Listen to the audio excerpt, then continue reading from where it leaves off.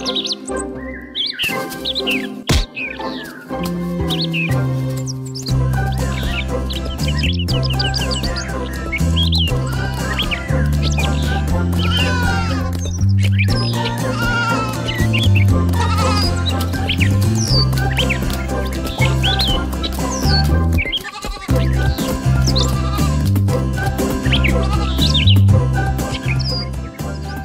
Lucy.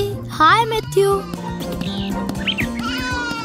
हाय Lucy, मुझे भूख लग रही है। क्या खाने का समय नहीं हुआ? तुमने अभी केक खाया है मैथ्यू। कुछ देर रुको, हम साथ में खाना खाएंगे। पर मुझे भूख लगी है, मुझे अभी खाना है। तुम्हें हमेशा भूख लगती है, हमेशा कुछ ना कुछ खाना है। पर भेड़ों को तो हमेशा कुछ ना कुछ खाने को मिलता है ना। वो थक गया है लूसी। हम कब से चल रहे हैं, कुछ देर यहाँ आराम करते हैं। चलो यहाँ बैठे। और मैथ्यू, ये लो सेब। अरे बादल को देखो, क्या वो जिमी की तरह नहीं दिखता?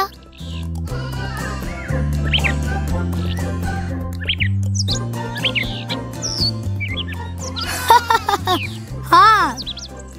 वो क्या है?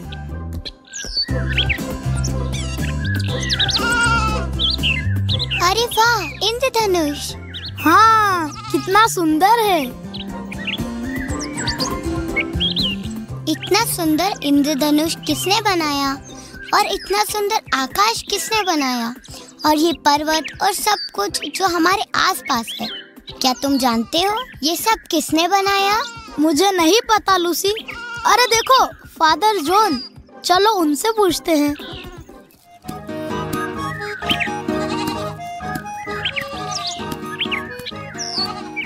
हेलो छोटे, कैसे हो? ओह जिमी, तुम भी यहाँ हो? हे, गुड मॉर्निंग फादर। बड़ा ही प्यारा दिन है बच्चों। फादर, क्या आप बता सकते हैं संसार को किसने बनाया? क्या ईश्वर ने? हाँ बच्चों, हमारे सर्वशक्तिमान ईश्वर ने सब कुछ बनाया है। तुम सब ये बातें पवित्र बाइबल में पढ़ सकते हो।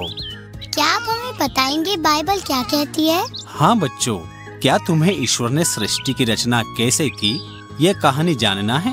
हाँ फादर। आओ बच्चों, बैठो।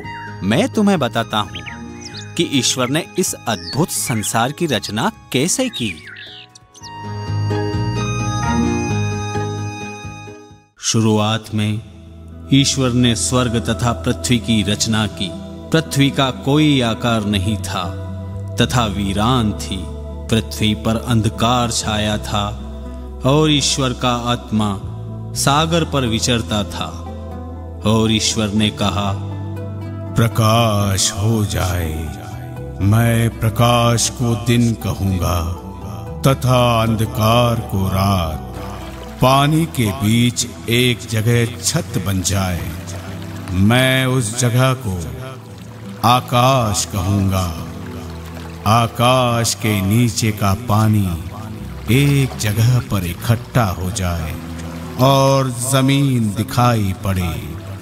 मैं उसे पृथ्वी कहूंगा और पृथ्वी पर बीजदार पौधे और फलदार पेड़ उत्पन्न हो जाएं।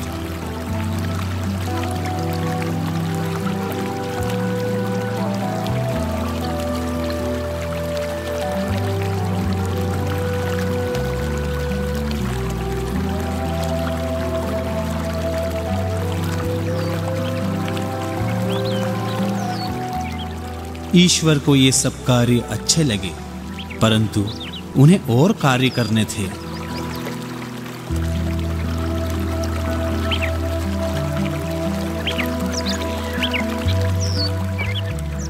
मैं आकाश में सूर्य और चंद्रमा और तारे बनाऊंगा। वे दिन को रात से अलग करेंगे। वे मौसम बताएंगे और आकाश को प्रकाशमान करेंगे।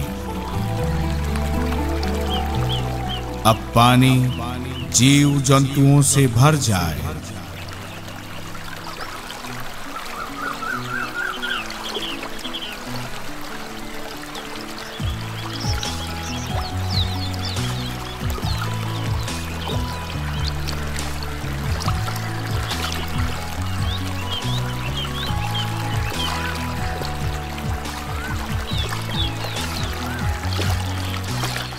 और आकाश के नीचे पृथ्वी के पक्षी उड़ने लगे।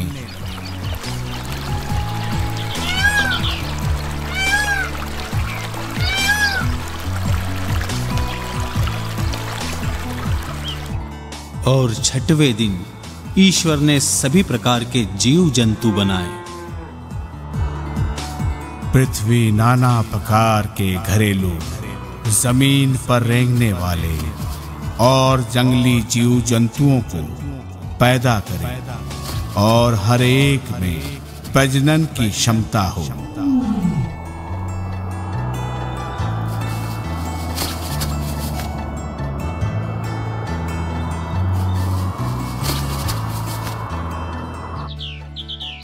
हम मनुष्य को अपने प्रतिरूप में बनाएं ताकि वो हमारे समान हो। फिर ईश्वर ने मनुष्य को बनाया जो उनके जैसा था। ईश्वर ने मनुष्य को जीव जंतुओं का शासक बनाया।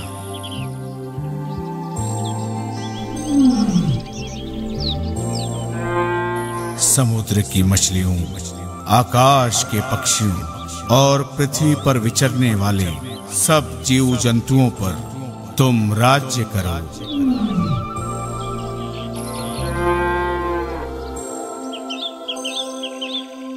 ईश्वर का किया कार्य पूर्ण हुआ, वे प्रसन्न थे, अतः सातवें दिन विश्राम किया।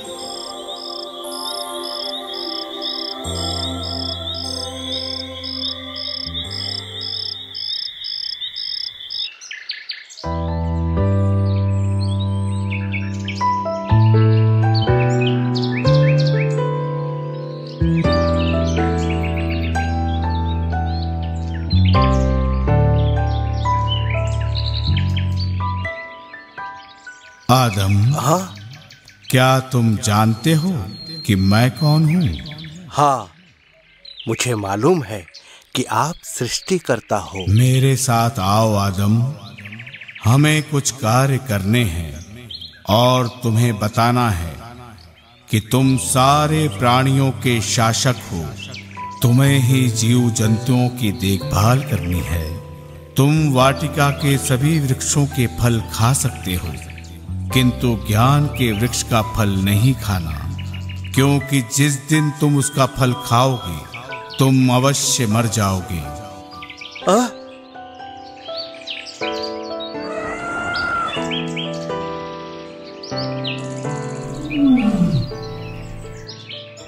आदम, हाँ?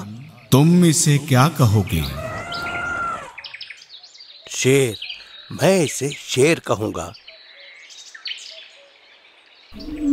आदम, इन सब जानवरों की देखभाल करो, सबके नाम रखो, परंतु हर नर पशु के साथ नारी है सिवाय तुम्हारे, और तुम्हारे लिए अकेला रहना ठीक नहीं। इसलिए मैं तुम्हारे लिए एक सहयोगी बनाऊंगा। जब तुम उठोगे तो तुम्हें उपयुक्त सहयोगी मिलेगा। अब सो जाओ। जब आदम सो गया, ईश्वर ने उसकी एक पसली निकाली और एक नारी की रचना की।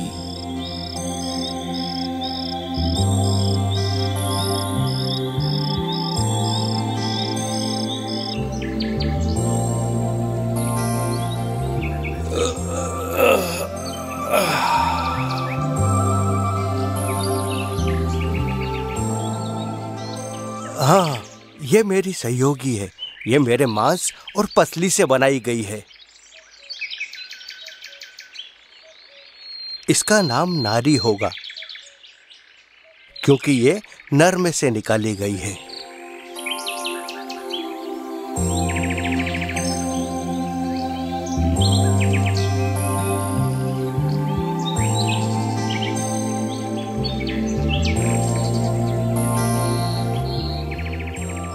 हम इस वृक्ष के सिवा सभी वृक्षों के फल खा सकते हैं, क्योंकि ईश्वर ने मना किया है। परंतु शैतान ने हेवा को बहकाने का प्रयास किया। इस वृक्ष के फल बड़े ही स्वादिष्ट हैं। क्या तुमने इस वृक्ष का फल खाया है? ईश्वर ने हमें उस वृक्ष के फल खाने और स्पर्श करने के लिए भी मना किया है। ईश्वर ने कहा है कि हम सभी वृक्षों के फल खा सकते हैं, परंतु उसके नहीं, क्योंकि अगर हम वह फल खाएंगे तो मर जाएंगे। क्या ईश्वर ने ऐसा कहा है? नहीं, तुम नहीं मरोगी। ईश्वर नहीं चाहते कि तुम उनके समान बनो। इस फल को खाने से तुम्हारी आंखें खुल जाएंगी और तुम्हें भले और बुरे का ज्ञान प्राप्त हो जाएगा। शैतान ने हेवा को बहकाना शुरू किया। शैतान उसे वृक्ष तक लाया तथा उसे फल खाने के लिए ललचाया।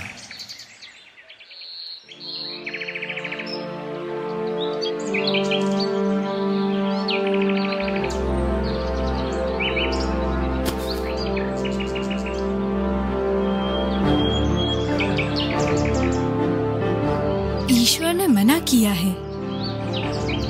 अरे ईश्वर नहीं चाहते कि तुम उनके समान बनो। ये फल वही करेगा, वो तुम्हें उनसे महान और शक्तिशाली बना देगा। समझ गई तुम?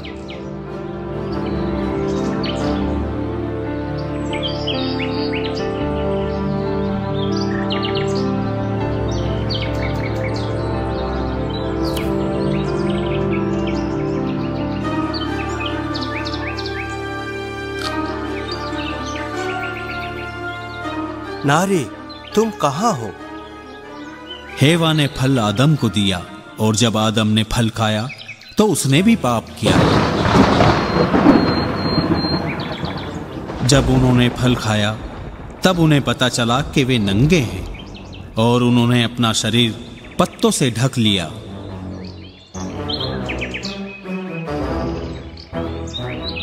आदम, तुम कहाँ हो? मैं यहाँ हूँ। मैंने आपकी आवाज सुनी और मैं छुप गया क्योंकि मैं नंगा हूँ। किसने तुम्हें बताया कि तुम नंगे हो? क्या तुमने उस वृक्ष का फल खाया जिसको खाने के लिए मैंने तुमको मना किया था? इस स्त्री ने मुझे वो फल खाने को दिया था और मैंने वो फल खा लिया। हे स्त्री, तूने ये क्या किया? सांप ने मुझे बहका दिया और मैंने खा लिया। तूने ये किया है, तुझे इसकी सजा मिलेगी। तू पेट के बल चलेगा और जीवन भर मिट्टी खाएगा। तेरे और मनुष्य के वंश में हमेशा के लिए शत्रुता रहेगी और मैं स्त्री के गर्भावस्था का कष्ट बढ़ाऊंगा। तुम पीड़ा से संतान को जन्म दोगी। तुम्हारा पति तुम पर शासन करेगा।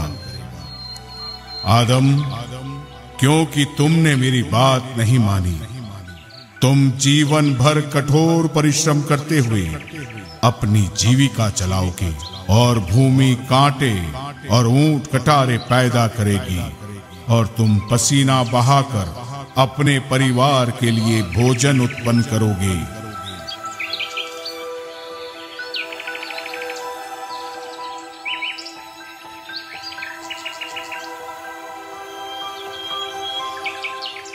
और अंत में तुम मर जाओगे।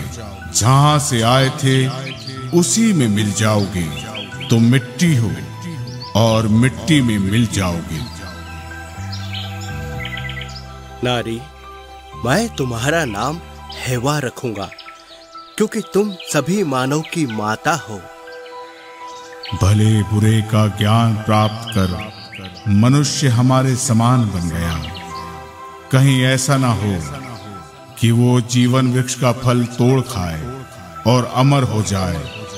इसलिए मैं उसे अदन की वाटिका से बाहर निकाल देता हूँ।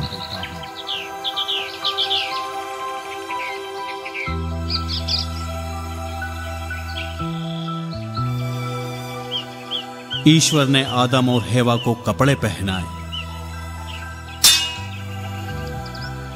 और वाटिका से निकाल दिया और जीवन वृक्ष के मार्ग पर पहरा देने के लिए केरूबों और एक घूमती हुई ज्वालामय तलवार को रख दिया।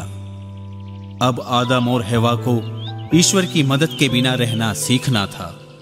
मनुष्य को खेती करनी पड़ी। उन्होंने धूप और बारिश से बचने के लिए घर बनाया। फिर हेवा को पुत्र हुआ। उसका नाम काइन रखा।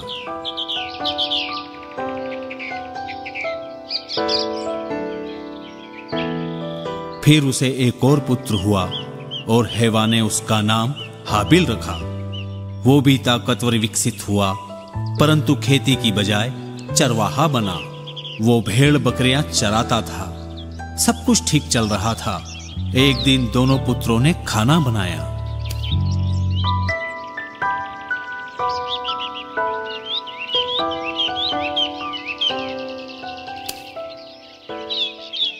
अरे काइन, तुम ये सब फल लेकर कहाँ जा रहे हो?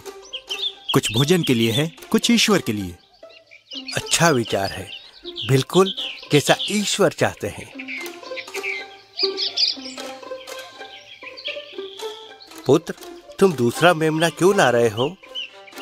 नहीं पिताजी, मैं इसे ईश्वर को अर्पित करूंगा। मैं जानता हूं कि वो इससे खुश होंगे।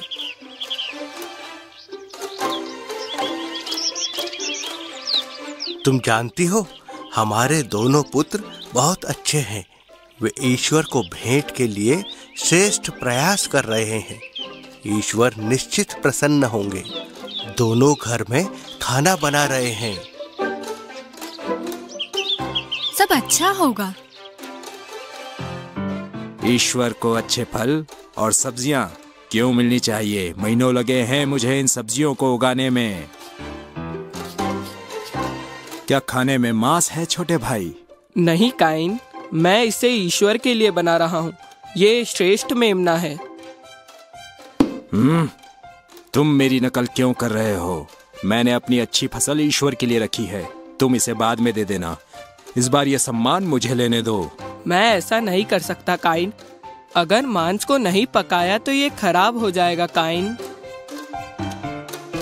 ईश्वर दोनों ही भेंटों से प्रसन्न होंगे।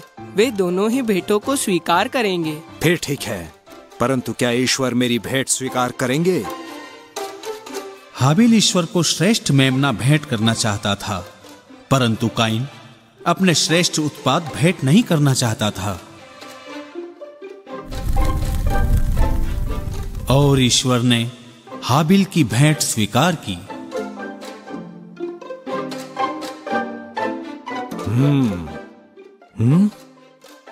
काइन, तुम क्रोध क्यों करते हो? क्यों तुम्हारा चेहरा उतरा हुआ है? तुम भला करोगे तो प्रसन्न रहोगे, किंतु पाप करोगे तो दुखी होगे।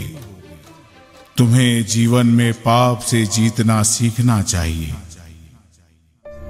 परंतु हाबिल क्रोध को नियंत्रित नहीं कर पाया और उसने पाप करने की ठान ली।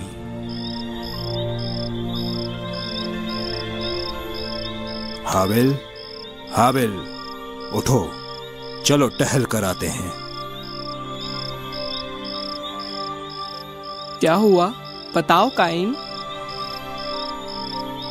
चलो चुपचाप आओ, माता पिता को मत उठाओ। मैं तुम्हें कुछ बताता हूं।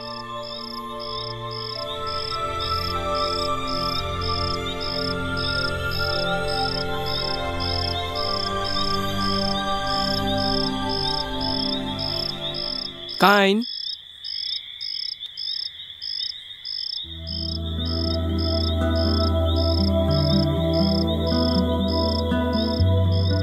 काइन,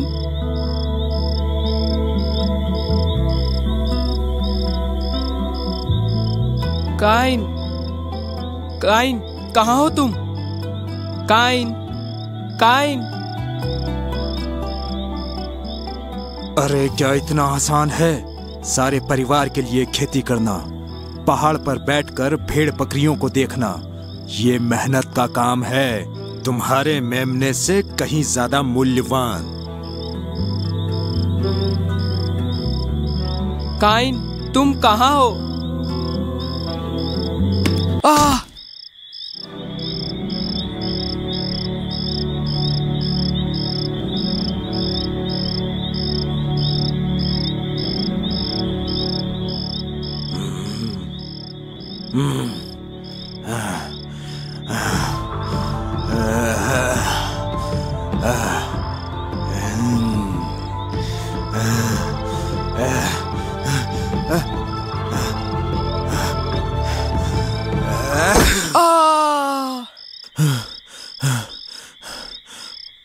अरे नहीं, ये मैंने क्या किया?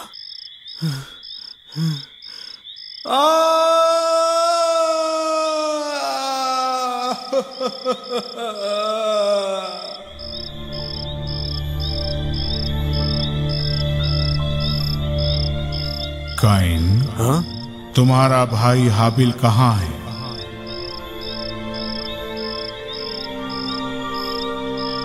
अरे मैं नहीं जानता। क्या मैं अपने भाई की हमेशा रखवाली करता फिरूं? काइन, तुमने ये क्या किया? तुम्हारे भाई का रक्त भूमि पर से मुझे पुकार रहा है। आज से तुम शापित हो काइन। हाँ? ईश्वर।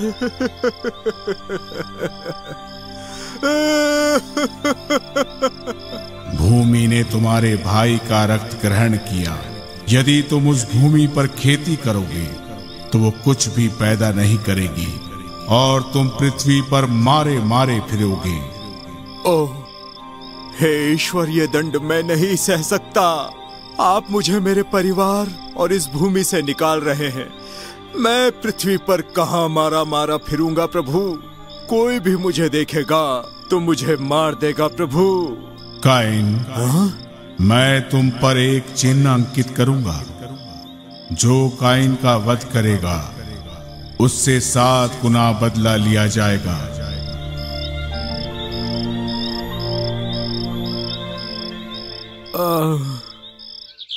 काइन आदम और हेवा के पास से चला गया और ईश्वर की नजदीकी से भी चला गया।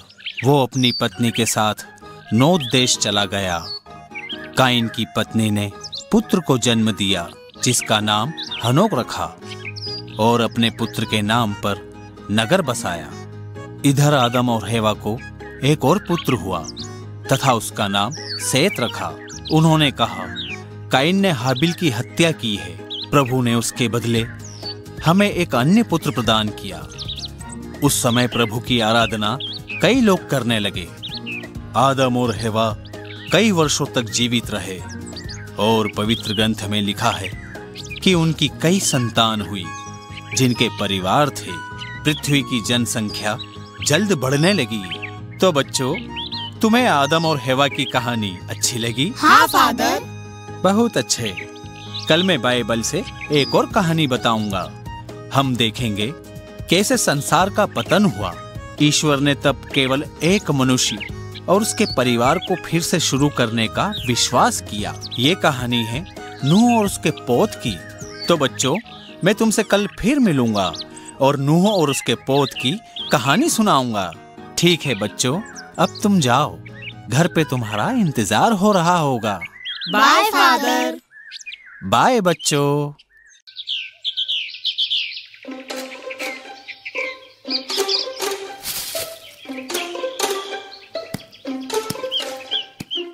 लूसी,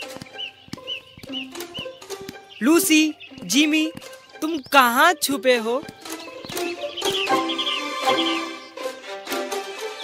ओह, मैं चलते चलते बहुत थक गया हूँ।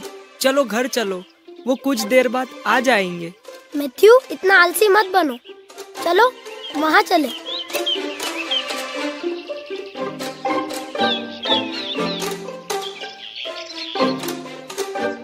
हे, मैं आलसी नहीं हूँ, मैं बस थक गया हूँ। चलो। ठीक है, मैं तुम्हारे साथ आता हूँ। अगर वो वहाँ नहीं मिले तो फिर हम घर चलेंगे।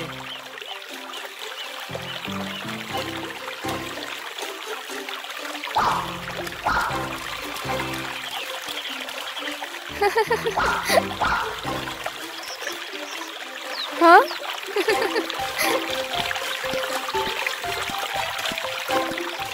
तुम यहाँ हो? हम तुम्हें सब जगह ढूंढ रहे हैं। हेलो दोस्तों, यहाँ आओ। तुम यहाँ क्या कर रही हो? मैं कागज की नाव बना रही हूँ। इसमें बहुत मजा आ रहा है। वाह, बहुत सुंदर नाव है लूसी।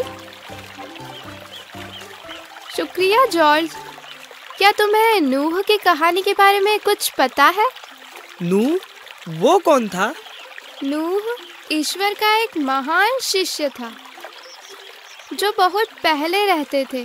मैंने फादर जॉर्ज से सुना है कि उन्होंने फुटबॉल के मैदान के बराबर एक नाव का निर्माण किया था। क्या? फुटबॉल के मैदान से भी बड़ी नाव? और उस नाव की ऊंचाई 5 मंजिल के बराबर थी। वाह, कितना आश्चर्यजनक है। क्या तुम्हें पूरी कहानी पता है लूसी? मुझे पूरी कहानी तो नहीं पता। मेरे पास एक तरकीब है। हम सब लोग चर्च चलते हैं और फादर जॉन से नूह की कहानी पूछते हैं। चलो देखते हैं कौन चर्च पहले पहुंचता है। मुझे हरा कर दिखाओ।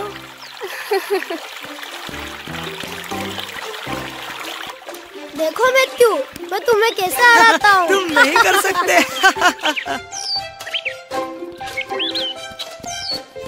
हे! गुड मॉर्निंग बच्चों। Good morning father.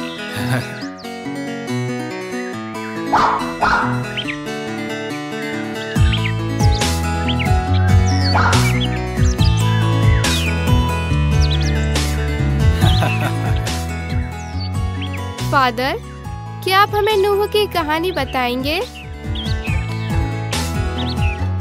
क्या उन्होंने सचमुच 5 मंजिला पोत बनाया था फादर? क्या ये बात बिल्कुल सच है? हाँ मैथ्यू, ये बिल्कुल सही है। ये कहा जाता है कि वो फुटबॉल के मैदान से भी बड़ा था। यह बहुत अच्छा है फादर। क्या आप हमें नूह और उसके पोत की कहानी सुनाएंगे? क्यों नहीं, मैं सुनाऊंगा। बैठो बच्चों। पिछली कहानी में मैंने तुम्हें बताया था कैसे आदम और हव्वा ने ईश्वर की आज्ञा नहीं मानी तथा प्रतिबंधित फल खाया। ऐसा करके वे ईश्वर से दूर हो गए। उनके बच्चे एक दूसरे से नफरत करते थे। ताकतवर कमजोर को मारता था। प्रभु ने देखा कि पृथ्वी पर मनुष्यों की दुष्टता बहुत बढ़ गई है। कोई भी अच्छे कार्य नहीं करता था, परंतु ईश्वर ने एक अच्छे व्यक्ति को देखा।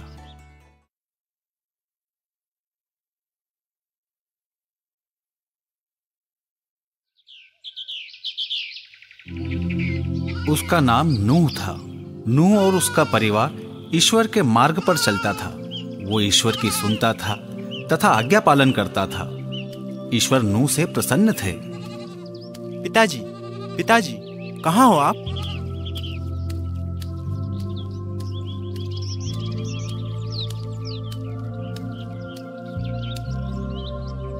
पिताजी, मुझे भी प्रार्थना करनी है।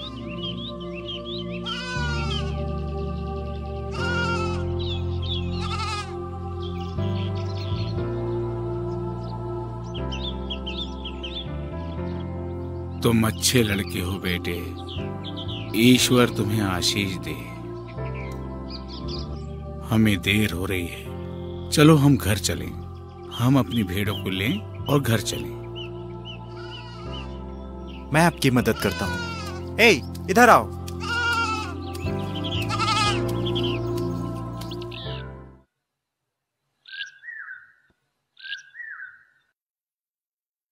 नूह और उसका परिवार गरीब थे, परंतु वे एक दूसरे से बहुत प्रेम करते थे तथा उनके पास हमेशा पर्याप्त भोजन रहता था।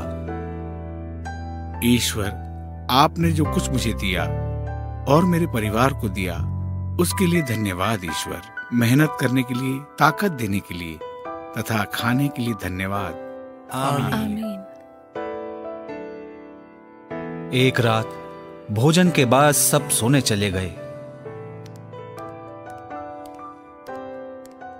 परंतु नूह नहीं सो पाया। उसे कुछ अजीब सा हो रहा था।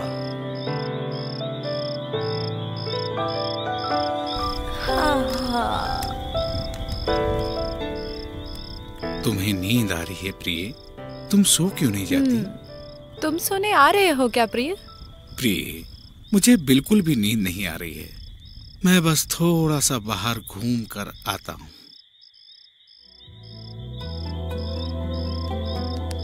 नूह घर से निकलकर बाहर टहल रहा था। उसे कुछ अजीब महसूस हो रहा था। उसे लग रहा था जैसे कुछ बड़ा होने वाला है। वो नहीं जानता था कि ईश्वर उसे कुछ बताना चाहते हैं। ओह, ये क्या है? नूह, नूह। ईश्वर, क्या आप हैं? हाँ नूह, मुझे ध्यान से सुनो। नूह, संसार हिंसा से भर गया है, अतः मैंने सब शरीरधारियों का जल प्रलय से पृथ्वी का विनाश करने का तथा फिर शुरू करने का संकल्प किया है। ये भयंकर है प्रभु, ऐसा मत करिए प्रभु। तुम घबराओ मत, मैं तुम्हें बता रहा हूं, क्योंकि केवल तुम हो जिसने मुझे अपने हृदय में रखा है। मैं तुम्हारा तथा तुम्हारे परिवार का पृथ्वी फिर शुरू करने के लिए चयन करता हूं। ध्यान से सुनो। तुम एक पोत बनाओ। तुम सारे परिवार के साथ पोत में प्रवेश करो तथा तुम सब प्रकार के प्राणियों का एक एक जोड़ा अपने साथ ले जाना। मैं 40 दिन और 40 रात पानी बरसाऊंगा और पृथ्वी से सारे प्राणियों का विनाश करूंगा। बहुत सारा काम है और समय बहुत ही कम। मैं अपने दोनों पुत्रों की मदद ले सकता हूं।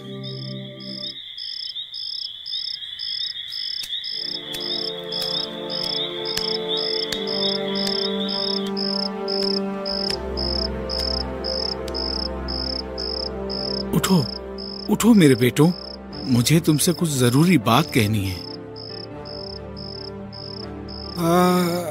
क्या हुआ पिताजी? भोजन की मेज पर आओ, मैं वहीं बताऊंगा।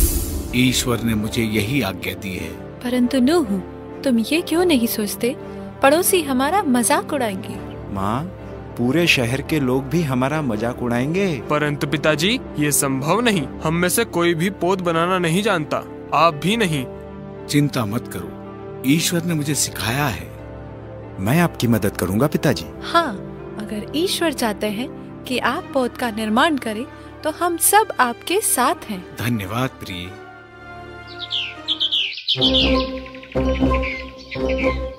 मैं मजाक नहीं कर रहा। हम पोत बना रहे हैं, सचमुच बड़े से बड़ा पोत।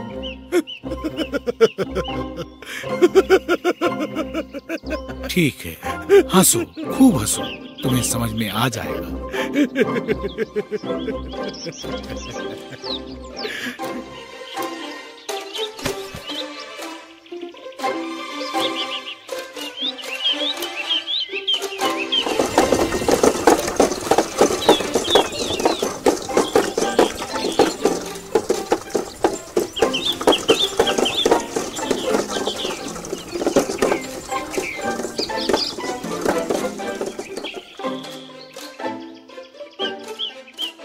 ये जमीन काफी बड़ी है, हम यहीं पर पोत बनाएंगे।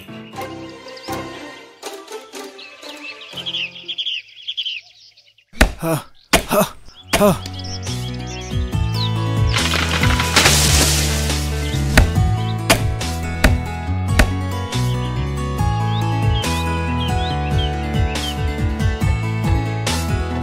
ये वैसी ही लकड़ी है जैसे ईश्वर ने कहा था। ये वैसी ही लकड़ी है जैसा ईश्वर ने मुझे कहा था।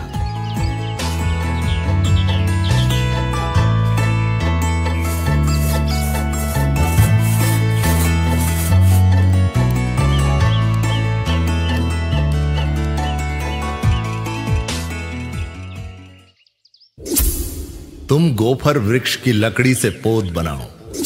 पोत 300 हाथ लंबा, 50 हाथ चौड़ा और 30 हाथ ऊंचा हो। पोत के भीतर बाहर डामर लगाना। उसमें नीचे की, बीच की और ऊपर की मंजिल बनाना। पोत में ऊपर चारों ओर एक खिड़की बनाना। पोत में एक बड़ा दरवाजा बनाना जिसमें संसार का सबसे बड़ा प्राणी प्रवेश कर सके। फिर पृथ्वी के सब प्रकार के प्राणियों का एक एक जोड़ा पोत में ले जाना।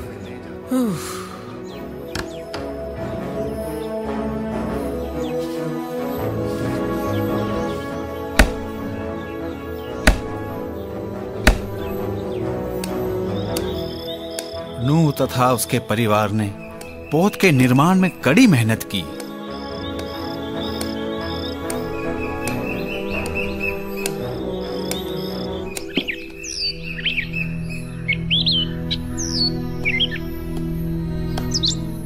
हमने बना लिया।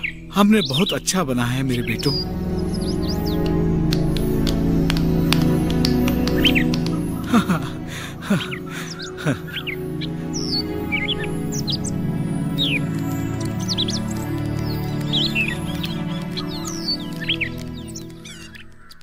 कहाँ है वो बूढ़ा जो जमीन पर पोत बना रहा है?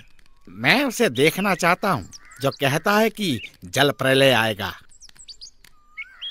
बूढ़े, क्या तुम पागल हो गए हो? मेरे पिता पागल नहीं हैं।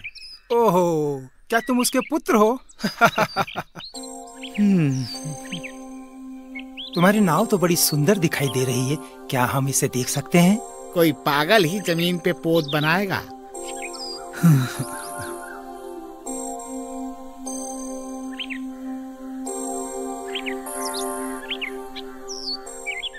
वाह, क्या तुमने इसे बनाया? क्या तुमने इसे बनाया? तुम सचमुच में पागल हो बूढ़े। कौन ऐसा करेगा? तुम मेरा कहना मानो। तुम बेवकूफ हो बूढ़े। चलो भाइयों यहाँ से। कितना सारा काम है, समय कम है। चिंता मत करिए पिताजी, अभी वो इस पर हंस रहे हैं, बाद में रोएंगे। वो समझदार होते तो जानते। मैं समझ नहीं पा रहा हूँ कि इतने सारे पशु पोत में जाएंगे कैसे। हमें कोई मार्ग निकालना होगा। पिताजी, पिताजी, वहाँ देखिए। ये चमत्कार है।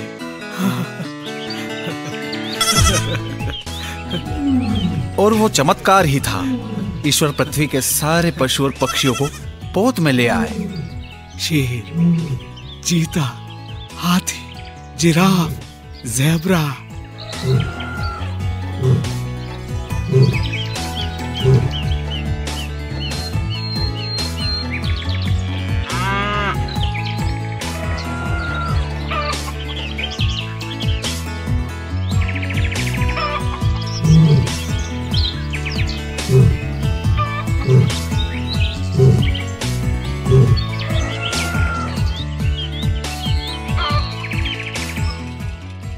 सारे पशु पक्षी, सारे जानवर आ चुके हैं। देखो प्रिय, मुझे लगता है बारिश होने वाली है।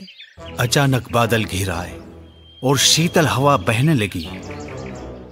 क्या सब अंदर आ गए? सब ठीक है? सब ठीक है पिताजी। ठीक है, मैं दरवाजा बंद करता हूँ। और जैसा कि ईश्वर ने कहा था, तेज बारिश होने लगी।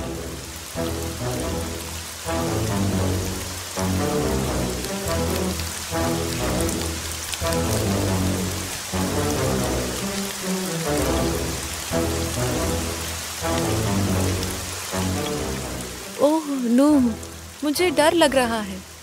डरो मत प्रिय, ईश्वर हम सबकी रक्षा करेंगे। हाँ, हाँ,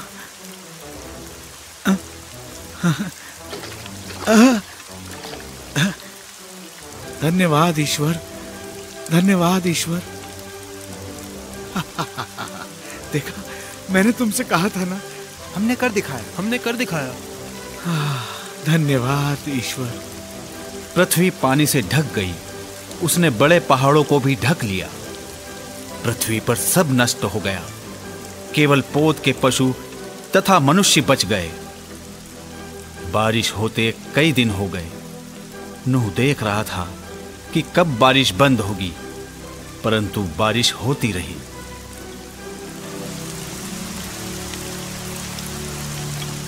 वो इंतजार करता रहा, परंतु बारिश बंद नहीं हुई। फिर 40 दिन और 40 रात के बाद बारिश रुकी। बारिश बंद हो गई। देखो, सब सुनो, बारिश बंद हो गई। क्या? बहुत अच्छा हुआ जो बारिश बंद हो गई। वाह वाह वाह वाह। क्या ये सच है? हम सब कब उतरेंगे? ओ प्रिय, धरती पर पानी सोखते ही हम सब उतरेंगे।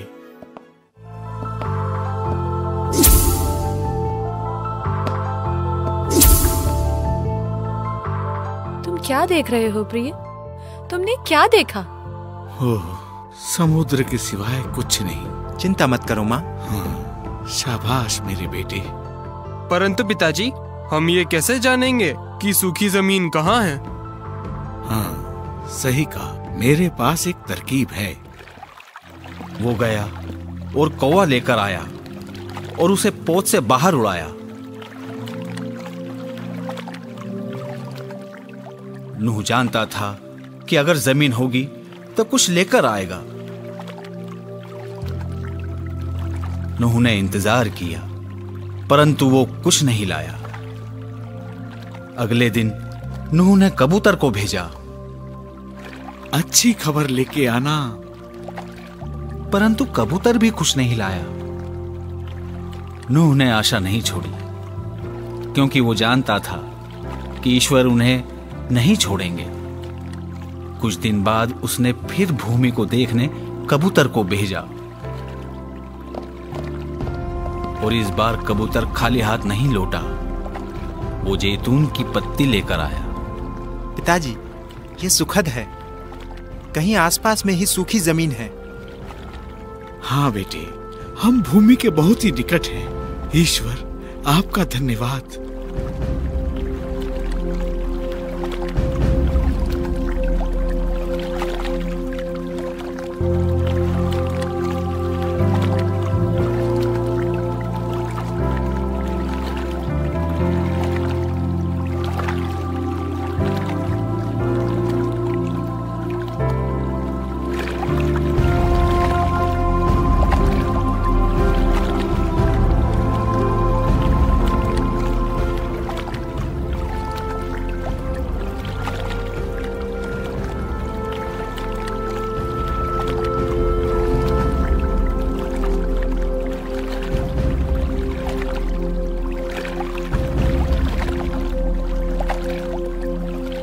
और जल्द ही पोत ऊंची पहाड़ की चोटी पर उतरा।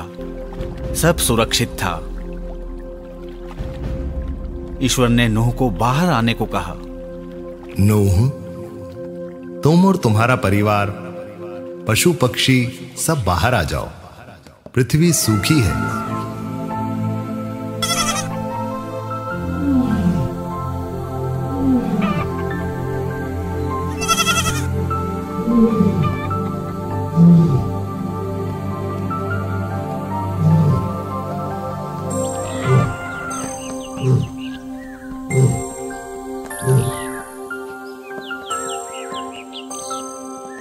संसार में फैल जाओ और कई संतान उत्पन्न करो।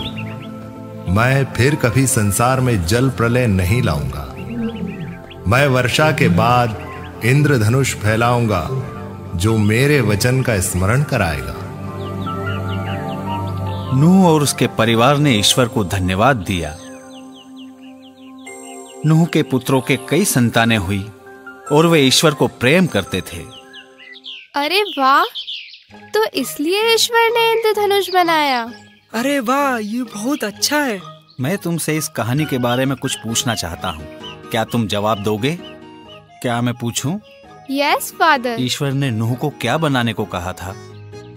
एक पोत। बिल्कुल ठीक कहा। ये लो, तुम्हारे लिए एक कैंडी। हाँ, धन्यवाद फादर। कौन बताएगा कि पोत क्या होता है? मैं जी फादर, पोत बहुत बड़ी नाव होती है। बिल्कुल ठीक कहा मैथ्यू। लो, कैंडी लो। एक और आखिरी प्रश्न, ईश्वर ने नूह को पोत बनाने के लिए क्यों कहा? मैं जानती हूँ। हाँ लूसी। ईश्वर पृथ्वी पर जल प्रलय लाने वाले थे, इसलिए उन्होंने नूह को बड़ा पोत बनाने के लिए कहा। बिल्कुल सही कहा लूसी। ये अद्भुत है कि किस तरह ईश्वर विश्वासियों की रक्षा करते हैं। नूह ने हमेशा ईश्वर को सुना। नूह हमेशा वही करते थे जो ईश्वर कहते थे। ईश्वर नूह से प्रसन्न हुए। क्या आप लोग ईश्वर में विश्वास रखते हो? क्या तुम? हाँ फादर, मैं ईश्वर में विश्वास रखती हूँ और मैं ऐसा कुछ नहीं करूँगी जिससे ईश्वर मुझसे क्रोधित हो। मैं भी ईश्वर का आज्ञाकारी बनूंगा फादर। हाँ फादर, मैं ऐसा ही करूँगा। अच्छी बात है। देर हो रही है बच्चों, तुम सब अपने घर जाओ। हम कल मिलेंगे। बाय बच्चों। Bye father. तो बच्चों, जो कल मैंने तुमसे कहा था लेकर आए हो? Yes father. बहुत बढ़िया। क्या तुम लाए हो मैथ्यू? हाँ फादर, वो यहाँ मेरे बैग में है फादर। और तुम लूसी? वो यहाँ है फादर। बहुत बढ़िया।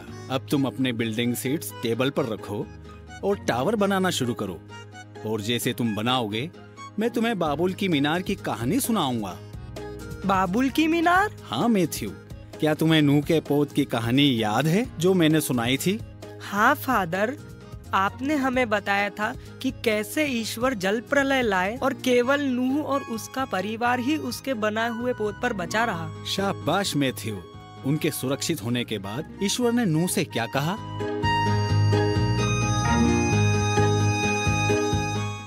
नूह, फलो फूलो और पृथ्वी पर फैल जाओ। नूह के वंशज पृथ्वी पर फैल गए, परंतु समय के साथ उनके हृदय में स्वार्थ तथा अहंकार पनपने लगा। हम ताकतवर हैं, सिर्फ ईश्वर ही हमसे ज्यादा शक्तिशाली है। कोई हमसे ज्यादा शक्तिशाली नहीं, ईश्वर भी नहीं, हम सबसे ज्यादा शक्तिशाली हैं। हमें ईश्वर से महान बनने की शक्ति चाहिए। हाँ, और सुनो, हमें किसी के अधीन नहीं रहना है। हम क्या करें? हम एक ऐसी मीनार बना लें, ऐसी मीनार जिसके शिखर तक पहुंचे हम। हाँ, कितना उत्तम विचार है। वो हमारे लोगों के लिए प्रतीक होगा तथा बताएगा कि हम कितने महान हैं। हाँ, चलो जल्दी काम शुरू करते हैं। मनुष्य ने मीनार बनाना शुरू किया। उन्होंने मीनार ईंटों से बनाई तथा मीनार ऊंचा बनता गया।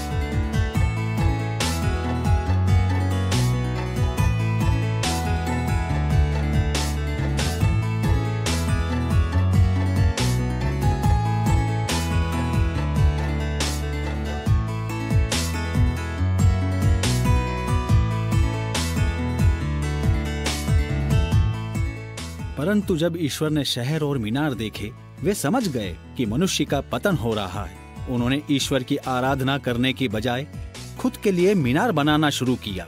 इसलिए ईश्वर ने मनुष्यों की भाषा में उलझन पैदा की ताकि वे एक दूसरे को समझ न पाएं।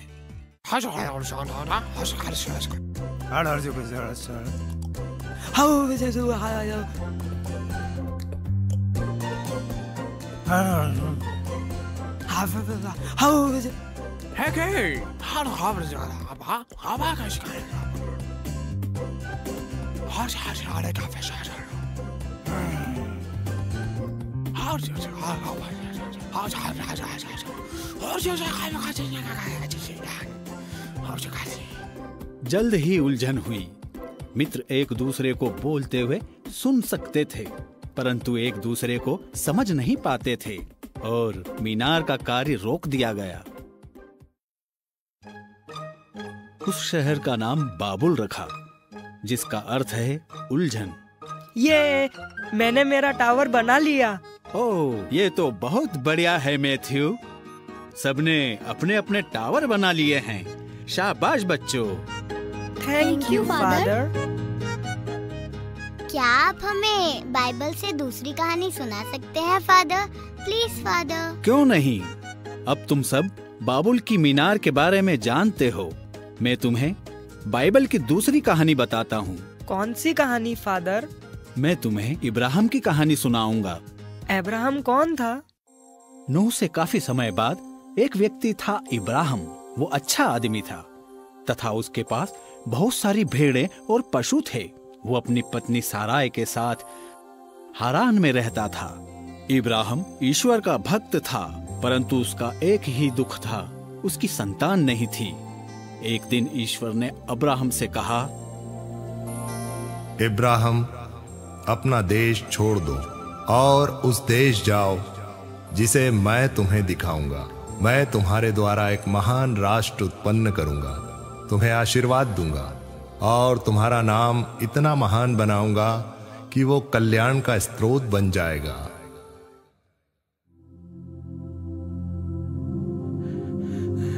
साराय, साराय,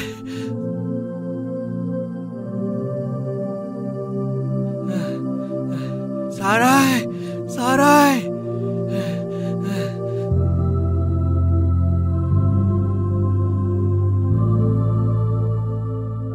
क्या प्रिय?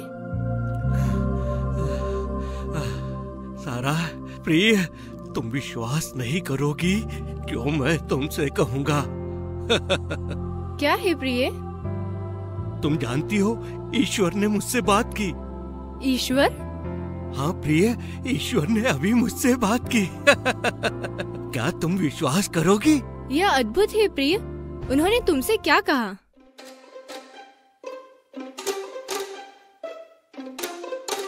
नमस्ते।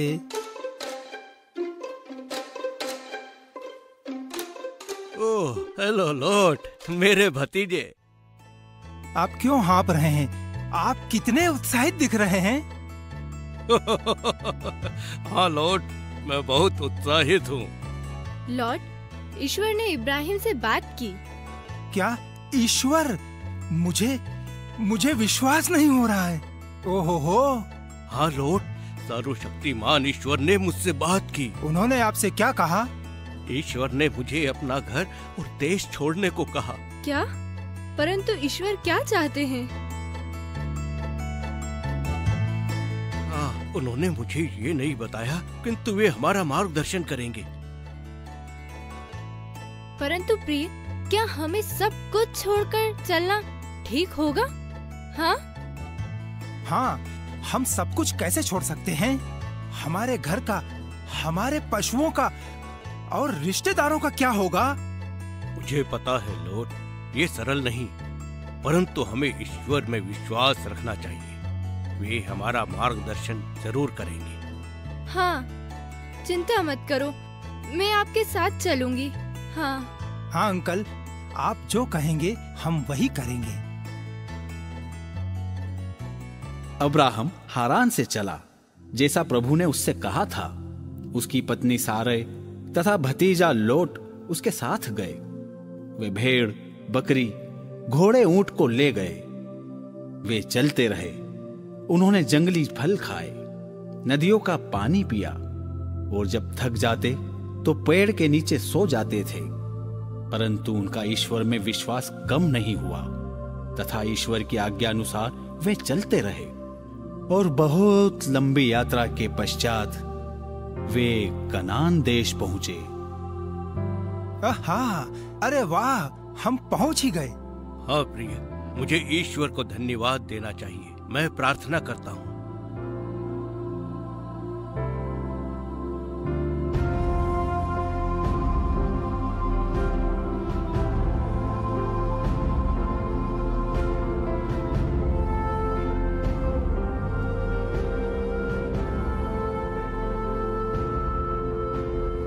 अब्राहम, मैं ये देश तुम्हारे वंशजों को प्रदान करूंगा। धन्यवाद, धन्यवाद ईश्वर। परंतु बहुत दिनों तक बारिश नहीं होने के कारण देश में घोर अकाल था। पानी सूख गया और पशु प्यास से मरने लगे।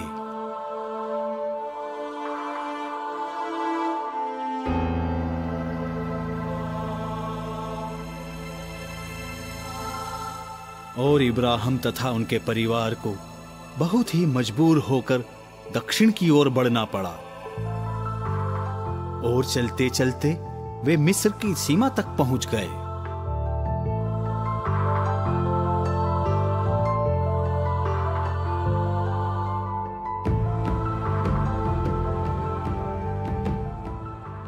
क्या यह मिस्र है? कहते हैं नील नदी के किनारे अनाज और भोजन का बहुत बड़ा बाजार है। क्या मिस्र के लोग हमें बाजार में आने देंगे? हाँ हाँ, हमारे पास भोजन लेने के लिए सोना और चांदी है। परंतु अगर उन्होंने हमें लूट लिया तो? मैं आशंकित हूँ। मुझे यह ठीक नहीं लगता। हमें चलना चाहिए। नहीं नहीं, हमें मिस्र जाना चाहिए। हमारे पास और कोई तरीका नहीं। हमारे पशु प्यासे हैं। हमें चलना पड़ेगा। हम समझते हैं काका, परंतु वे भले नहीं हुए और हमें नुकसान पहुंचाया तो क्या? और अगर वे तुम्हारी पत्नी की तरफ आकर्षित हुए तो वे उसे पाने के लिए हमें मार सकते हैं। हे ईश्वर, ये क्या हो रहा है? मैं तुम्हें छोड़कर खुश नहीं हूँ। तुम थोड़े दिन यहीं रुको, मैं वहाँ जाकर वापस आता हूँ। नहीं नहीं प्रिय, मैं तुम्हारे बिना नहीं रह सकती। मैं तुम्हारे बिना मर जाऊंगी। मैं भी तुम्हारे बिना नहीं जी सकता। हमें मिस्र में जाने की तरकीब लगाना पड़ेगी। परंतु यह खतरनाक हो सकता है काका। हाँ है, मेरे पास एक तरकीब है। हम सराय को मेरी बहन कहेंगे। हाँ, यह बहुत अच्छा है। बिल्कुल ठीक। हाँ, यह अच्छा तरीका है। फिर वे हमारे साथ अच्छा व्यवहार करेंगे। हाँ, यही एक अच्छा तरीका है। चलो, हमें जल्दी चलना चाहिए। हमारे पास समय बहुत कम है।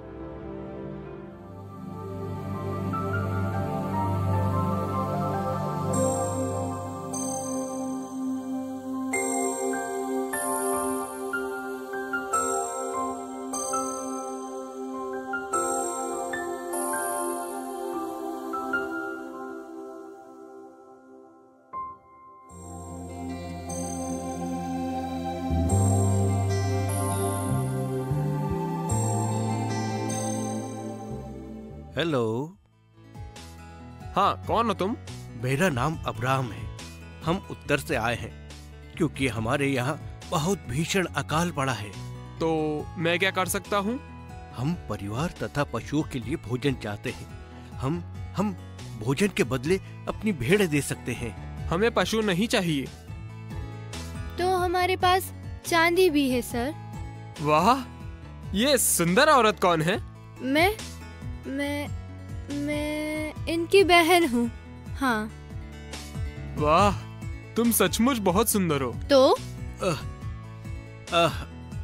ओह, क्या हम व्यापार के लिए अपनी बातचीत कर सकते हैं? ओह, वो बात बाद में।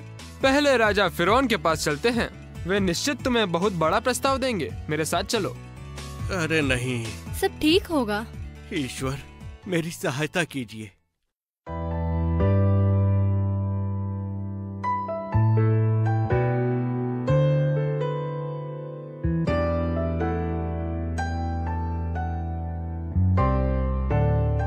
जय हो महाराज, जय हो महाराज। हो, ये स्त्री कौन है? बताओ, तुम्हारा नाम बताओ। महाराज, मेरा नाम सराय है। मैं उत्तर से अपने भाई के साथ आई हूँ। हमें भोजन चाहिए। तुम बहुत सुंदर हो सराय। क्या तुम रात को मेरे साथ भोजन करोगी? हाँ? भोजन? हाँ कहो प्रिय। हम मना करेंगे तो वो क्रोधित हो जाएगा। हाँ, मैं आपके साथ भोजन करूंगी, परंतु मेरा भाई भी साथ आएगा। बिल्कुल बिल्कुल, तुम्हारा भाई आ सकता है। तुम्हारा पूरा परिवार भी आ सकता है। धन्यवाद महाराज।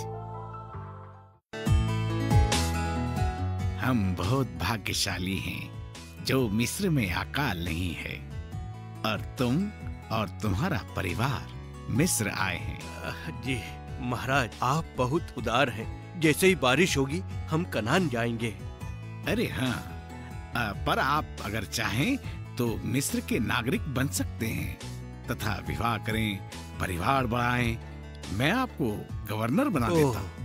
ओहो, महाराज आप बड़े उदार हैं। परंतु हमारी इस उदारता को कुछ पुरस्कार चाहिए। आप क्या चाहते हैं महाराज?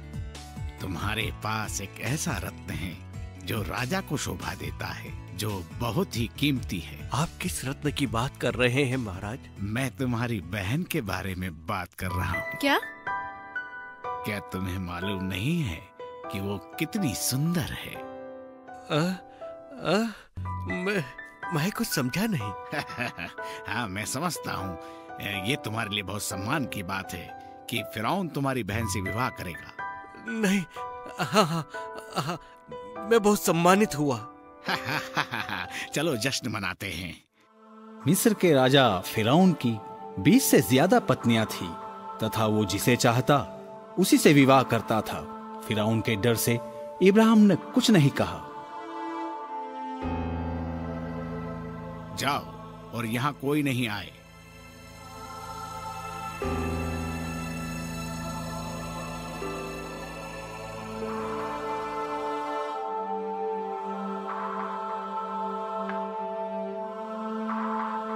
मेरे पास आओ प्रिय। ठीक है। परंतु फिरौन के सराय को छूने से पहले उसे सर दर्द हुआ और वो गिर पड़ा। उसके शरीर पर निशान उभर आए। ओह, मेरा सर, कोई मेरे वैद्य को बुलाओ। क्या हुआ? कोई मेरे वैद्य को बुलाओ, जल्दी। हाँ, अभी बुलाती हूँ।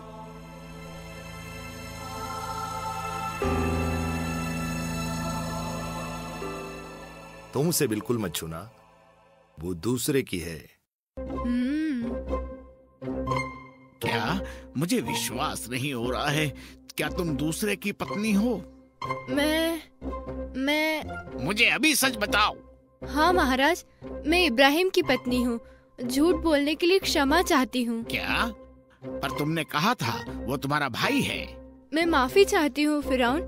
हम डरते थे कि सच जानकर आप हमें मार देंगे। तो तुमने मुझसे झूठ बोला। जाओ इब्राहिम को बुलाओ।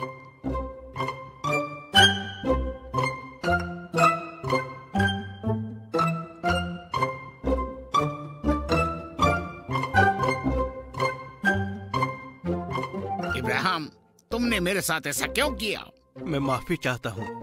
जब हम मिस्र आए, हम डरते थे कि हमें लूट लिया जाएगा। सारा के कारण आपने मेरी तथा मेरे लोगों की रक्षा की। आप बड़े दयालु और उदार हैं। मैंने कहा सारा मेरी बहन है, परंतु सच ये है कि वो मेरी रिश्ते में बहन और पत्नी भी है।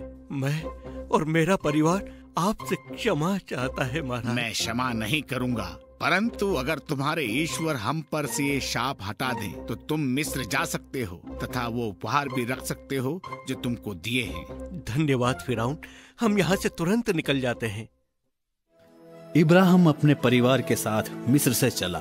इस बार उसके पास पहले से ज्यादा सोना और पशु थे, परंतु अपने देश लौटने पर उन्हें परेशानियों का सामना करना था। यही वो भूमि है जिसे ईश्वर ने मेरे तथा मेरे परिवार को प्रदान की है। परंतु ईश्वर ने मुझे कोई देश क्यों नहीं दिया? सुनो लॉर्ड, मेरे भाई की मृत्यु के बाद तुम मेरे परिवार के सदस्य हो। सारा और मैंने तुम्हें अपने बच्चे की तरह पाला है। मैं जानता हूँ, पर बस अब कुछ नहीं। तुम मेरा परिवार हो और ईश्वर द्वारा प्रदत्त आशीर्वाद में सहभागी हो। इब्राहिम की भेड़ें हमेशा आगे रहती हैं और मेरी भेड़ों से अच्छी घास खाती है। पता है तुम्हें? I know। इब्राहिम बूढ़ा हो रहा है और उसकी पत्नी को देखो, कितनी सुंदर, परंतु उसको संतान नहीं हो सकती। हाँ। मैं सोचती हूँ कि आपको अपनी सही जगह ले लेनी चाहिए और उसको बताना चाहिए कि आप भी उसके बराबर हो। हाँ, ये ठीक है। कल मैं अपनी भेड़ें इब्राहिम की भेड़ों से आगे रखूंगा। हाँ, आपका और उसका तो जमीन पर बराबर का ही हक है ना? क्यों, सही है ना?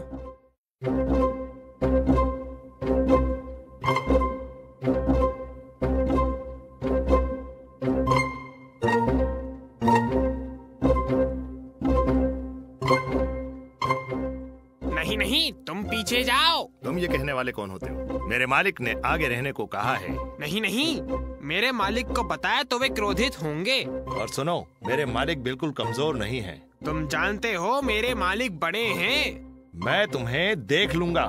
तुम मुझे बोलने वाले होते कौन हो? हटो। तुम्हारी हिम्मत कैसे हुई मुझे धक्का देने की? हाँ, ये लो। हाँ? इतना ही दम है तुम में? लोट, तुमने अपने आदमियों को मेरी भेड़ों से आगे चराने को क्यों कहा? तो तुम अपनी भेड़ों को आगे रखकर अच्छी घास क्यों खिलाते हो? तो ये अच्छा प्रश्न है लोट, परंतु तुम्हें बात करने के लिए मेरे पास आना चाहिए था। मैं आपके पास क्यों आऊं? अगर तुम मेरे पास आ जाते तो हमारे आदमी आपस में नहीं लड़ते और उसकी वजह से हमारी भेड़ें इधर उधर नहीं भटकती। ओह, मैंने तो इस बारे में सोचा ही नहीं। नहीं, बिल्कुल नहीं। मेरे साथ आओ लोट।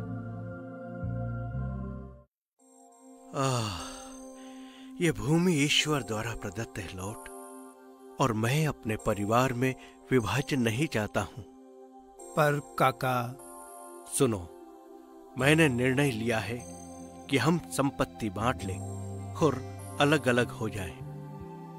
नहीं, मेरा मतलब ये नहीं। नहीं, मुझे कहने दो।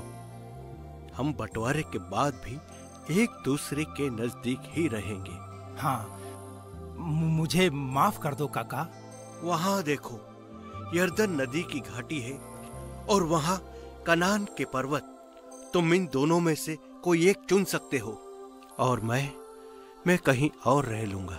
हाँ, मैं घाटी में डेरा डालूंगा। बहुत बढ़िया। ईश्वर तुम्हें और तुम्हारे परिवार को आशीर्वाद दे। धन्यवाद। यदि तुम्हें मेरी जरूरत पड़े तो संदेश भिजवा देना। मैं आऊंगा क्योंकि तुम मेरा परिवार हो। इब्राहिम और लोट अपने अपने रास्ते चल दिए। इब्राहिम सारे परिवार तथा संपत्ति के साथ हेब्रोन में मामरे के बतूल के पास बस गए।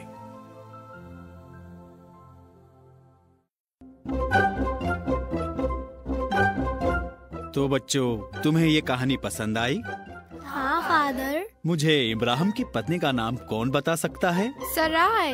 इब्राहिम की पत्नी का नाम सराय था। शाबाश लूसी। इब्राहिम के भतीजे का नाम कौन बताएगा? इब्राहिम का भतीजा लोट था। बहुत बढ़िया। शाबाश मैथ्यू। धन्यवाद फादर। कौन बताएगा कि इब्राहिम ने फिरौन से झूठ क्यों बोला?